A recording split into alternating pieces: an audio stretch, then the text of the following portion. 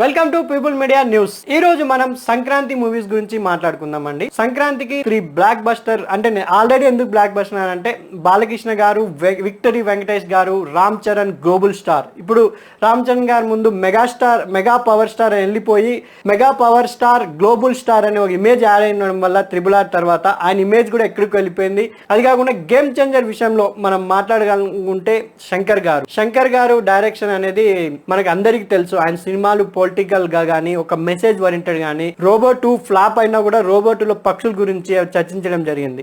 ఇప్పుడు పాలిటిక్స్, ఎందుకంటే రామ్ చరణ్ గారి ఫ్యామిలీలో పవన్ కళ్యాణ్ గారు పాలిటిక్స్ లో ఉన్నారు కాబట్టి ఈ పొలిటికల్ గేమ్ చేంజర్ అనే సినిమా చాలా విమర్శలతో, కొంచెం పొలిటికల్ సెటైర్స్ తో ఉండబోతుంది. అది కాకుండా రామ్ చరణ్ గారి ఇమేజ్ ఇప్పుడు గ్లోబల్ స్టార్ వరల్డ్ వైజ్ గా విభజించింది కాబట్టి ఈ సినిమాతో శంకర్ గారు బ్యాక్ బోన్ అవుతారని 100%. ఎందుకంటే రిలీజ్ అయిన టీజర్ లో చాలా వెరైటీగా రామ్ చరణ్ గారిని చూపించడం జరిగింది. 3 వేరియేషన్స్ లో చూపించడం జరిగింది.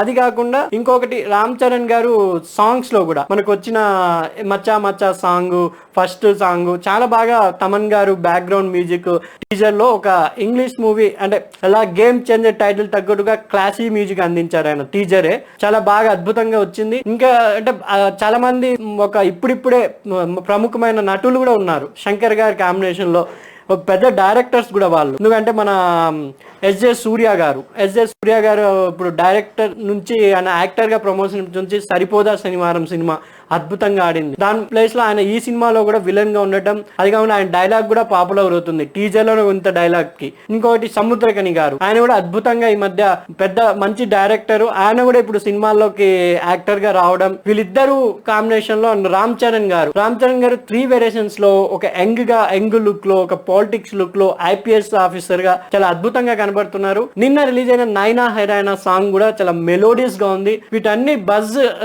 క్రియేట్ చేస్తుంది. ఎందుకంటే పుష్ప 2 December 5th నుంచి December 25th వరకు దాని మానియా తగ్గచ్చు.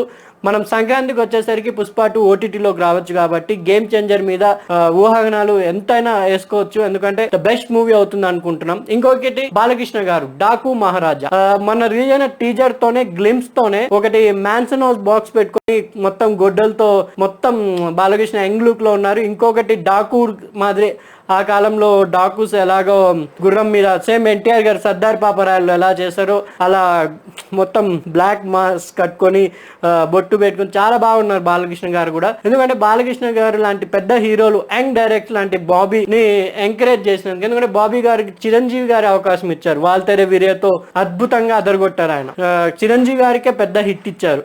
అలాంటి డైరెక్టర్ ఇప్పుడు బాలకృష్ణ గారితో కూడా ఇంకో పెద్ద హిట్ ఇవ్వబోతున్నారని అనుకుంటున్నాను. ఎందుకంటే తెలుగు సినిమాలో రిలీజ్ అవుతున్న 3 సినిమాలు బాగా ఆడితేనే తెలుగు సినిమా ఇంకా ఒక లెవెల్కి వెళ్తుందని నా అభిప్రాయం. ఇంకోటి మూడో సినిమా దిల్ రాజు గారి గురించే. దిల్ రాజు గారి ప్రొడక్షన్ హౌస్ నుంచే రాబోతుంది ఇంకో సినిమా. ఆయన గేమ్ చేంజర్ కూడా ఆయనే ప్రొడ్యూసర్. సంక్రాంతికి వస్తున్న మన విక్టరీ వెంకటేష్ గారిది and Anil Ravipudi.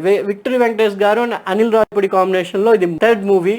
కామెడీకి care of Anil Ravipudi. Comedy and class mass audience అందరూ, ఇప్పుడు నేను ఏది రామ్ చరణ్ గారి గురించి చెప్పాను, బాలకృష్ణ గారి గురించి చెప్పాను, అల్లు అర్జున్ గారు పుష్ప 2 గురించి కూడా చెప్పాను. వీళ్ళందరూ ఫ్యాన్స్ చూసే సినిమా, వీళ్ళందరూ ఫ్యాన్స్ కలిసి చూసే ఏకైక హీరో అంటే విక్టరీ వెంకటేష్ గారు. ఎందుకంటే ఆయనకి సపరేట్ ఫ్యాన్స్ బేస్ అనేది ఉండదు. ప్రతి ఒక్క అభిమాని రామ్ చరణ్ గారు కానీ, అల్లు అర్జున్ గాని, బాలకృష్ణ గారు కానీ, ఇలా అందరూ హీరోల అభిమానులు కలిసి చూసే ఏకైక హీరో ఎవరంటే వెంకటేష్ గారు. రవితేజ గారు కూడా ఉన్నారు. కానీ ఈ సంక్రాంతి విషయంలో చెప్తే వెంకటేష్ గారి సినిమాలు అందరూ చూస్తారు. ఎందుకంటే ఇప్పుడు గేమ్ చేంజర్ అనేది పొలిటికల్ డ్రామాగా, ఒక యాక్షన్ డ్రామాగా వస్తుంది. యాక్షన్ ప్రేమికులు ఉంటారు. బాలకృష్ణ గారు అంటే ఫ్యాక్షన్, యాక్షన్ అండ్ ఆయన డైలాగ్స్ కోసమే సినిమా చూసే ఫ్యాన్స్ ఉంటారు. ఈ రెండు చూసే ఫ్యాన్స్ కలిపి ఫ్యామిలీతో వెళ్ళాలనుకుంటే విక్టరీ వెంకటేష్ గారు. ఆయన ఇంట్లో ఇల్లాలు, వంటింట్లో ప్రియురాలు టైప్ లో దీంట్లో ఒక మాజీ లవరు, ఒక వైఫ్ గా మన ఐశ్వర్య రాజేష్ గారు అండ్ ఇంకొక హీరోయిన్ మీనాక్షి చౌదరి, ఇలా వీళ్ళిద్దరు కాంబినేషన్ లో వెంకటేష్ గారు ఓల్డ్ పోలీస్ అండ్ టీజర్ లో చూపించారు. ఇంకొకటి సంక్రాంతికి వస్తున్నాం కూడా బజ్ ఏంటంటే రమణ గోకుల గారు చాలా రోజుల తర్వాత పాట పాడడం జరిగింది. ఈ December 3rd సాంగ్ రిలీజ్ చేస్తున్నారండి, గోదావరి అనే సాంగ్. రమణ గోకుల గారు వాయిస్ అంటే పవన్ కళ్యాణ్ గారు వస్తారు. ఎంత బాగా బంగాళాఖాతంలో అవన్నీ పాడారు కదా. వెంకటేష్ గారికి కూడా 18 years తర్వాత పాడుతున్నారు. ఓ మేరీ బుల్బుల్ తారా అని అప్పట్లో మ్యూజిక్ పరంగా సెట్ చేసింది ప్రేమంటే ఇదేరాలో సాంగ్. అది వెంకటేష్ గారు అండ్ రమణ గోఖల కాంబినేషన్ లో ఇది 18 years తర్వాత, అది కూడా అనిల్ రావిపూడి గారు చాలా అతనికి ఎంటబడి మరి ఒప్పించడం జరిగింది. మన భీమ్స్ మ్యూజిక్ డైరెక్టర్ ఒక కొత్త కాంబినేషన్ లో సినిమా రాబోతుంది. అండ్ మన సింగర్ మధులత కూడా పాడిన పాట అండి ఇది. రమణ గోఖల అండ్ మధులత కాంబినేషన్ లో సంక్రాంతికి వస్తున్నాం కూడా ఫ్యామిలీ ఓరియంటెడ్ గా, ఇప్పుడు ఫ్యాన్స్ బేస్ సపరేట్ గా ఉన్న వెంకటేష్ గారి సినిమాలకి ఫ్యామిలీతో పండగ రోజు హ్యాపీగా చూద్దాం, రిలాక్స్ గా చూద్దాం అనే వాళ్ళకి సంక్రాంతి వస్తున్నాం కూడా ఒకటి ఆప్షన్ గా ఉండబోతుంది. 3 సినిమాలు సంక్రాంతికి బ్లాక్ బస్టర్ హిట్ కావాలని నేను కోరుకుంటున్నాను. Welcome to people media news. ఈ రోజు మనం సంక్రాంతి మూవీస్ గురించి మాట్లాడుకుందాం అండి. సంక్రాంతికి 3 బ్లాక్ బస్టర్ అంటే ఆల్రెడీ ఎందుకు బ్లాక్ బస్టర్ అంటే బాలకృష్ణ గారు, విక్టరీ వెంకటేష్ గారు, రామ్ చరణ్ గ్లోబల్ స్టార్. ఇప్పుడు రామ్ చరణ్ గారు ముందు మెగా పవర్ స్టార్ వెళ్ళిపోయి mega power star global star అనే ఒక ఇమేజ్ యాడ్ అయిన వల్ల RRR తర్వాత ఆయన ఇమేజ్ కూడా ఎక్కడికి వెళ్ళిపోయింది. అది కాకుండా గేమ్ చేంజర్ విషయంలో మనం మాట్లాడగలుగుంటే శంకర్ గారు డైరెక్షన్ అనేది మనకి అందరికి తెలుసు. ఆయన సినిమాలు పొలిటికల్ గా గానీ, ఒక మెసేజ్ ఓరియంటెడ్ గానీ, రోబో 2 ఫ్లాప్ అయినా కూడా రోబో 2 లో పక్షుల గురించి చర్చించడం జరిగింది. ఇప్పుడు పాలిటిక్స్